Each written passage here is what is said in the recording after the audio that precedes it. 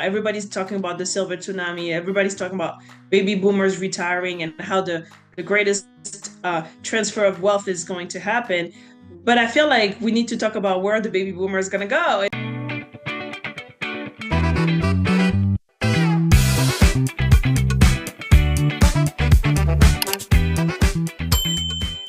Hey, legacy builders, welcome back to Your Money, Your Rules, where real people share real strategies to build real legacies. Now, I'm your host, Teresa Villaruz, founder of the Thrive Movement, where we help everyday people, yes, those who have been overlooked, underestimated, or just plain tired of just working to survive, and help them step into a life of purpose, peace, and possibility. Now, this show is about more than just money. It's about reclaiming your power, aligning your finances with your values, and building a legacy that actually means something, because when you take control of your money, you take control of your life. Now, today's episode is special. We're diving into what happens when real estate is not just about profit, but about people. And I cannot wait for you to meet our guest. Now, Miss Linda Holtz is the powerhouse behind Married to Real Estate, and she's an investor with a mission. She's not just building assets, she's building a community. She's a master networker and mindset strategist who's quietly bridging between capital and causes that matter. Her Mount Everest, well, we'll definitely get into that as we chat with her. Miss Linda, welcome to the show. Thank you. Thank you so much for having me on. It's a pleasure to be here. We're about to have a great time. Yeah, absolutely. Now, I want to start with this. I mentioned Mount Everest, right? And Mount Everest is, for those people who are just tuning into or watching this for the first time, our Mount Everest is essentially that 3 to 5 year goal that's purpose driven. So let's talk about your Mount Everest. Kindly share what that is and what sparked that vision. Yes. Yeah. Well, let me start with what sparked the vision. So, my mother's a nurse. She's been a nurse for like at least 3 decades now, probably a little bit more. She started as a psychiatry nurse and then eventually got into geriatric care and worked her way up into eventually being on the admin side of things and like running entire departments and eventually entire nursing homes. So she definitely instilled in me that love for our elders, for our seniors, and the need to take care of them. And so I was definitely that odd kid when I was 18 at 19 who worked with old people. While my best friend worked at McDonald's, that's what I spent my summer doing. And so that's related to my Mount Everest because at the time I saw a lot of the conditions that certain facilities operate in. And I didn't necessarily agree with everything. And like I said, my mom really taught me that value of you take care of your elders and until like something happens that you cannot anymore.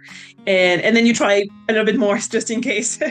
And so growing up, because going into adulthood, that's really something that was always in the back of my mind. And eventually, years later, it's funny how life happens because eventually I started investing in real estate and I moved to the United States and I started thinking I would really like for my mom to move here. And when she gets here, how can we combine my now experience in real estate with her experience doing what she did?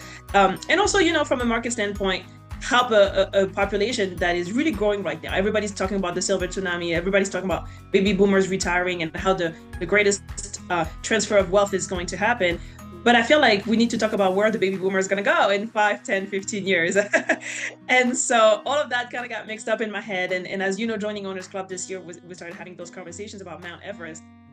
And it really led me to sit with myself and wonder what is something that has been in my heart for a long time now. And that's the answer. So with that in mind, my actual Mount Everest is that I want to build or open, I guess, the first multi-gen senior care facility. And of course, affordable because, we're in an affordable crisis right now when it comes to renting or even owning. It's the last couple of years have just been very difficult on everyone, but also multi-generational because again, I used to work with seniors when I was 18 to 20, 21. And I just think that there's power in multiple generations coming together and learning from each other.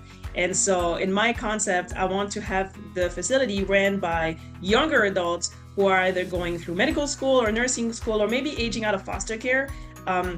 And that way we tap into helping all kinds of population who are either overlooked or very helpful to society.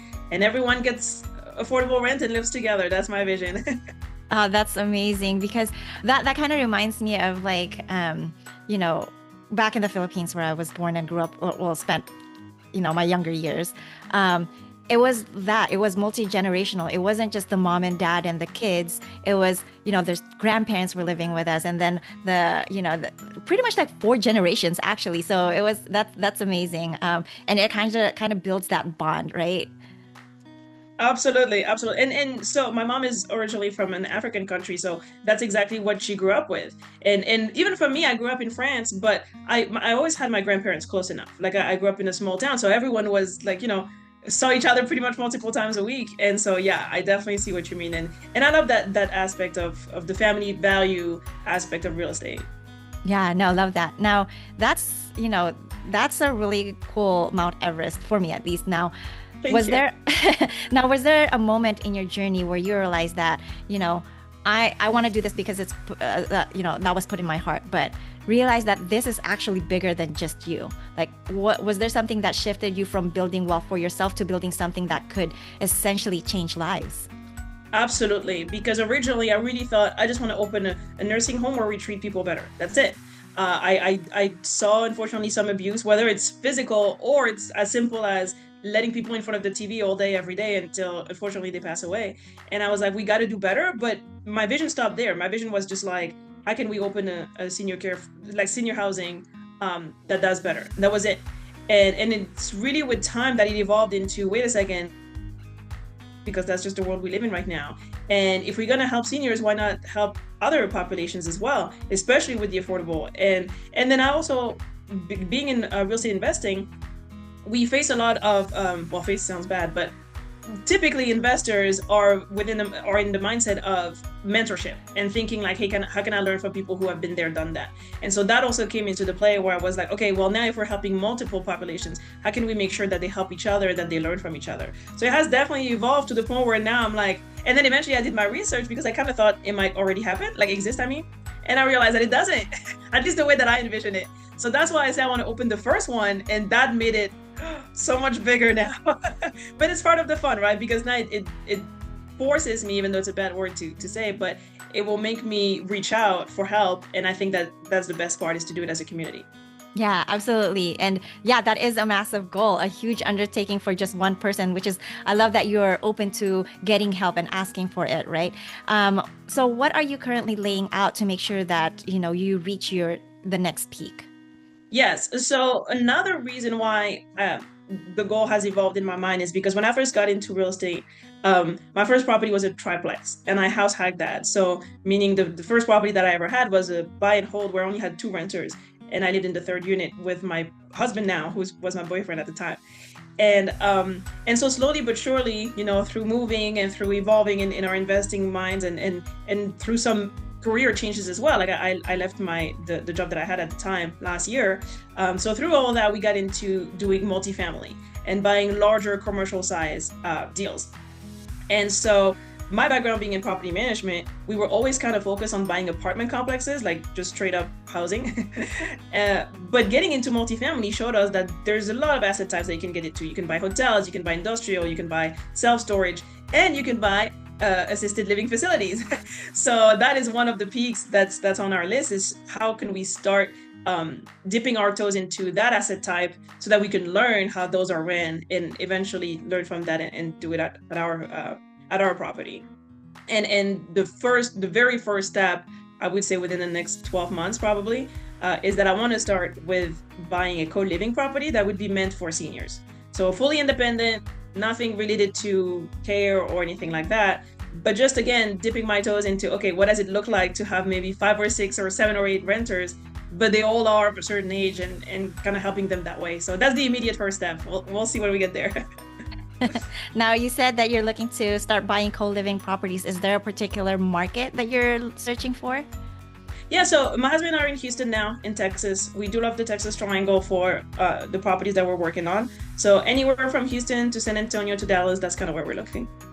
Awesome. And what made that Texas Triangle like a prime market? Oh my gosh. So it's actually when we moved. So like we started so my husband is born and raised in Chicago. That's where I met him. And we started investing there. For me, that's where I started my career in property management. And that's where he worked in property management as well. That's how we met, actually. But there came a time, so we bought that first triplex that we lived in, and we rented the other two. And there came a time where we decided, okay, we just need something different. We were at that phase in our relationship where we were ready to eventually get engaged, maybe get married and start a family. So definitely that line that you cross from when being like young kids in the city to we have to move to the suburbs. And so we decided like, okay, if we're gonna do that, where could we go? Like the world is our oyster. And so there was a number of reasons on the table, but I would say real estate was definitely a big one. That combined with the fact that I never wanted to see snow again. That's kind of how we landed on Texas. And I moved here from another country, so there were parts of me were like, I don't really want to move again out of state, so it has to be one of the 50 states. And so that's how we landed in Houston. And at the time, I'm kind of an Excel nerd. So at the time, I had a whole spreadsheet of like population growth and job opportunities and cost of living. And so we really believe, clearly, we moved for it, that those are all the great criteria as why Texas is a great market right now. And I think it's going to be a great market for another couple of years for sure, especially the Houston to Dallas corridor. Those are two big, like huge cities. I think they're predicted to be like number 1 and 2 in terms of population size in the next 10 years or whatever number it is. So we definitely wanted to be here for that for sure. Yeah, that's amazing. Now, moving from one country to another, then moving from one state to another, especially because you don't want to see snow ever again. But that's a lot of moving, which essentially, for most people, a lot of moving, that's a lot of change, right? Human nature, we don't like change. That's why I feel like a lot of people get stuck in their old ways, Yes. which means that, you probably have to really have this strong mindset. And obviously, being a mindset strategist, that's part of your wheelhouse. But tell me more about like what are you doing to make sure that you build, that strong mindset that allows you to just keep moving forward, even when like things might not look, even when things might or things are not so clear, but just taking that action, right? Yeah, no, I love this question. So, first of all, I'm a self-development junkie. Like, I'm always reading books and watching YouTube videos about like, how to be better, how to better understand your mind, how to do better for your body. I try to be very disciplined. And it's tough, I'm not gonna lie. But I try to be very disciplined about, like working out every day, like taking my dogs out for walks without my phone, like monitoring like how much journaling I do. I love journaling, so like I always have my journal next to me. I'm also big on like law of affirmations and visualization and meditation. So like all of those things, I think it's my way of realizing, hey, the path is never going to be completely clear, but if you let that stop you, like you're never going to achieve anything either. So you have to overcome your fears and you have to do what it takes to train yourself like it's okay, it will work out. Like one silly little thing that I like is track your wins, like even the most random ones, in like maybe like a little jar. Like for me, it's in my journal, right? But maybe do a little jar. And so like when you're having a bad day, like just pull up like 5 or 6 just to remind you, like, oh yeah, I am like, I don't know if I can curse, but I am badass. Like I did do those things. It has worked out in the past. So why wouldn't it work out now? And I think that those are all the steps that, yes, there is fear. There is it is tough to get out of your comfort zone constantly. But at the same time, for me, it's like that's how I stay alive almost, because I'm like, I could never just agree that, hey, this is it. This is the peak of your life. Like, I think that gives me more anxiety than the changes.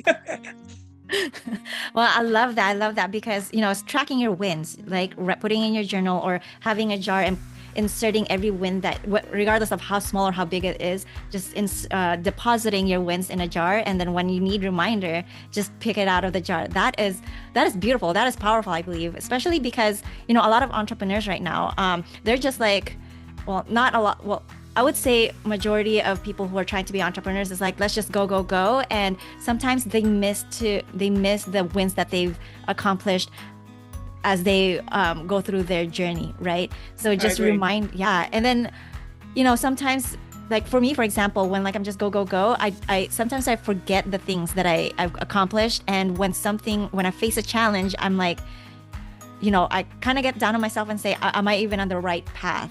Right. And then it does take a little bit of mind shift or like, talking to yourself to get you back on track. But I love that you're saying have something so that you could go back to that every time you're feeling like, you're not accomplishing something because you have it there. There's proof. Yeah, absolutely. And by the way, if I can give 2 quick shout outs. So that idea came from my friend Becky Nova. She created the Lady Landlords group. So it's that great group to follow if I can, like I said, give them a shout out. And then the other thing that I will say too is that sometimes the win can be like as small as showing up. I have a very good friend of mine, Julia Anderson. She does marketing and branding for real estate investors. And so shout out to her if you find her online. And yeah, so recently she made a post about that. She was like, hey, if you showed up today, even if it's in your pajamas, even if your face is all out of sort, you showed up, and that's a win. So don't underestimate the little wins. Yeah, no, absolutely. As long as you know what I would say is like, as long as you woke up, you have that, the breath of life in your lungs and you're moving forward and not, getting down on yourself, that's a win. Yes, absolutely. Absolutely. Now, like every entrepreneur, there's always challenges. What I like seeing in the, out there is that I like seeing the wins, but what actually teaches people is I don't want to say failures because they're challenges that people overcome, right? So for you, what challenges are you currently facing right now that you want to overcome, and what help do you need to get to the next peak? Yeah, well, I'm glad that you asked, how do you kind of deal with change? Because that is definitely a challenge that I'm going through right now is not change, sorry, with like uncertainty. One of the challenges that I have right now is that we're working on a couple of projects, and not every day is all pink and rainbow. And so you have to really tell yourself every day, like, hey, maybe Monday is a great day and it's easier, but Tuesday's a terrible day, and your inner voice has to get louder about like, hey, it's okay. At the end of the day, we'll work out. And I think that for me, because we're in the weeds of those projects at the moment, and we're hoping to close on them probably in the next 6 weeks. So it's like, how do you sustain that for that long? Like, it's not just like, a little bit of stress that comes up today, but then by tomorrow you have a solution, right? Like, those are the joys of entrepreneurship, that sometimes you're going to be stuck on a problem for a month or 2 or 3, and sometimes it's not a problem. In this case, we're very grateful to be on those projects, which is another thing too, by the way, is I always say, be grateful for the overwhelm, because you could also just not have goals. You could also just spend your time watching TV, like, have a menial job out there. No offense to any menial jobs. I don't think there's any such thing as like a stupid job. But you could just have something that doesn't fulfill you, and you come home and you just watch TV and it doesn't fulfill you either, but you just used to it. And so for me, when I get very stressed, or I'm thinking like this is too much, we have too much on our plate, I try to remind myself of that, like, hey, 6 months ago you wanted this. Last year you would have begged for that, like all of those things. And so, yeah, it's definitely a challenge right now, which is sustaining this for weeks on end, sustaining this feeling of it's hard and it's not always fun, but I'm grateful for it because this is what I wanted, and I know that I will prevail. Yeah, that's awesome. So your challenge right now, just to reiterate, is that, you guys have a lot of projects essentially, and there's ways, you're trying to figure out like ways to sustain that so that you're not too overwhelmed or too I guess, because with a massive goal, a lot of people, what I'm seeing is that when they have a massive goal, it kind of gets too scary and then they hold themselves back. So Yes, the goal is not to overwhelm you, that you hold yourself back, right? So absolutely. what's one thing that you would probably ask help in terms of getting you to that sustainability level? Ooh. Well, I think it depends if we're talking more like theoretical or practical. Let's go with I'm practical. How can okay. how can our audience help you? Well, I'm a real estate investor. I do multifamily. So what that means is that I syndicate bigger deals. So of course, I'm always looking for passive investors. And what that means is that I'm always looking for people who want to get involved in real estate and own a piece of property, and everything that comes with it, by the way, like all the tax benefits and the cash flow and all that. But they don't want to have to be the one in charge of finding the deal, managing the deal, selling it eventually. So that's what me and my husband do. That's what the teams that we work with do, is we find the opportunity and then we share it. We share it with our networks. We share it sometimes with strangers. And then whoever's interested comes on with us and brings the capital. And once they bring the capital, they just sit back and relax and get that famous mailbox money. So if there's anybody out there who that sounds interesting too, they should reach out for sure. No, that's absolutely perfect, because I believe that that's something, with your cause and your Mount Everest and your goal and the purpose that you're here for, to build this or to reach your Mount Everest. It's something that, my community, the Thrive movement, would probably want to partner or collaborate with you on. And so let's talk after the show about that. Absolutely. But as I said, we have 3 projects right now, so there's more than enough space for everyone. yeah, absolutely. Now, for anyone listening who's lit up right now and wants to connect with you, because obviously you mentioned that, you're looking for passive investors. So if there's a passive investor or a partner or just a fan who wants to build something with you, where can they go? Yeah, so I'm very active on LinkedIn. My name is Linda Holtz, so that's what you can find me under. We do have a page for our business, and so company is called Married to Real Estate because it's me and my husband. uh, so our website is married2realestate.com, and our Facebook and Instagram at M2RETX. So that's where people can find us. Now, we are doing something fun for the summer. We're doing like a summer series of webinars, or there are like educational webinars. And so our whole idea was, where the idea came from was actually this, I guess I'll call her an influencer on Instagram. And she was doing this thing where she would like read the fine print and like give you all the little perks and like discounts that you would never think of because you never read the fine print. And so we're trying to do our version of that, where we're basically doing webinars where it's like, we'll present what we're doing for maybe 15, 20 minutes. And then after that, it's all Q&A. It's like, hey, we know what we're doing. So if you don't, just come to us and ask us, and let's have conversations. So it's once a month this all summer. We had one in June. We're doing it again in July, August, and September. So if anybody's interested, there's no such thing as too new of a question or too seasoned of a question. We told our audience members we're not going to know everything, but we'll find out together, and that's also the beauty of it, the beauty of the community. So yeah, if anybody wants to at least know more, they should definitely come to that.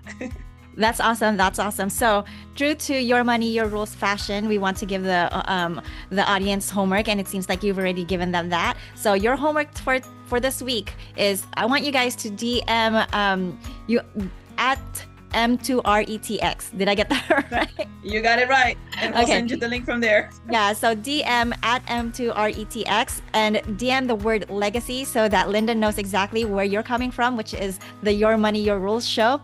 And she will send over the link to her webinar for that. Awesome. I love it. I'm super excited. Yeah. Now, if today's episode hit you in the gut in a good way, right? And you're wondering, how do I build wealth that works while I sleep and while I serve? I want to invite you to explore the Thrive movement, because we help purpose-driven investors like Linda grow their capital in two places at once. First, inside a protected and tax-advantaged account, and then again in deals that create real impact like Linda's projects. We're taking foster care housing, affordable homes, and yes, visions like Linda's. So if you're interested in learning more, start your journey at thrivebankingstrategy.com. Now, Linda, thank you so much for being such a light in this space. Yes, thank you so much for having me on. I love what you're working on, and I love, like you said, the purpose behind it. So let's build something awesome.